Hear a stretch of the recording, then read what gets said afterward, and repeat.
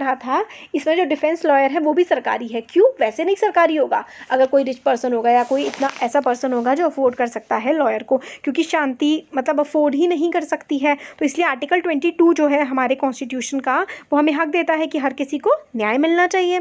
तो इसलिए सरकारी वकील जो है दिया जाता है शांति को। तो ये चीज़ हमें समझ में आई। अब आगे आता है what is the role of the police in the investigating a crime. तो पुलिस का क्या रोल होता है क्राइम को इन्वेस्टिगेट करने में। तो काफ़ी इंपॉर्टेंट फंक्शन होता है पुलिस का इन्वेस्टिगेशन करने में, कोई भी जो क्राइम हुआ होता है। इन्वेस्टिगेशन में क्या क्या आता है? Investigation includes recording statement of witness. Witness मतलब जिसने देखा हो, ठीक है, या फिर हाँ मेनली जो उसने देखा हो या फिर जो वहाँ पे मौजूद हो उसको विटनेस कहते हैं। तो स्टेटमेंट रिकॉर्ड करता है विटनेसेस के, और अलग अलग and collecting different kind of evidence, अलग अलग तरीके के एविडेंस इकट्ठा करते हैं कि क्या क्या उससे रिलेटेड, अच्छा जो क्राइम हुआ है उसके कुछ ना कुछ सुराग जो होंगे, है ना, वो एविडेंस होते हैं। On the basis of the investigation police are required to form an opinion. अब पूरे इन्वेस्टिगेशन उन्होंने कर लिया, अब कोई एक ओपिनियन उन्हें बनानी होती है कि अच्छा ये मुजरिम हो सकता है। अगर पुलिस को लगता है कि evidence points to the guilt of the accused person then they file a chargesheet in the court.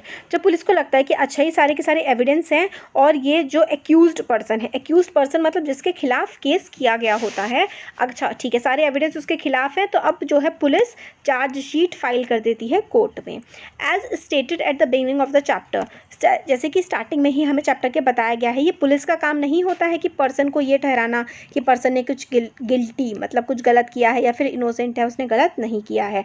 ये काम तो जज का होता है, ये पता लगाना कि उस इंसान ने जिसके खिलाफ केस किया गया है कुछ गलत किया है या नहीं। पुलिस का तो सिर्फ इतना ही काम होता है, एविडेंस इकट्ठा करना, ठीक है।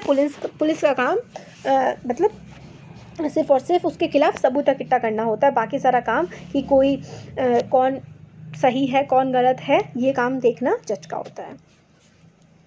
यूनिट 2 वाला जो पार्ट था उसमें हमने देखा था कि rule of law, this is very important. Rule of law का ये मतलब होता है which means that everyone is subject to the law of land. मतलब इसका ये मतलब है कि हर कोई जो है वो इस देश का जो कानून है वो मानेगा, इंक्लूडिंग पुलिस भी देश का कानून मानेगी। सब जो है कानून को फॉलो करेंगे, कानून सबसे बड़ा है, कानून से बड़ा कुछ भी नहीं है, कानून के सामने सब बराबर हैं, यही होता है rule of law.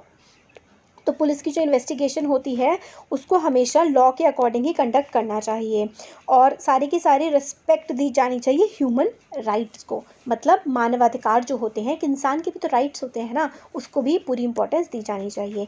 Supreme court has laid down guidelines that the police must follow at the time of arrest, detention and interrogation। तो सुप्रीम कोर्ट ने ऐसी गाइडलाइंस बना रखी हैं कि किस तरीके से पुलिस बिहेव करेगी जब किसी पर्सन को अरेस्ट करेगी या डिटेन करेगी। डिटेंशन का मतलब होता है, देखिए डिटेंशन का मतलब आपने किसी को क्राइम करने से पहले ही एक तरह से रोक दिया हो, डिटेन कर लिया हो अपने पास, जैसे कि या तो जैसे क्राइम हो गया है फिर बिठा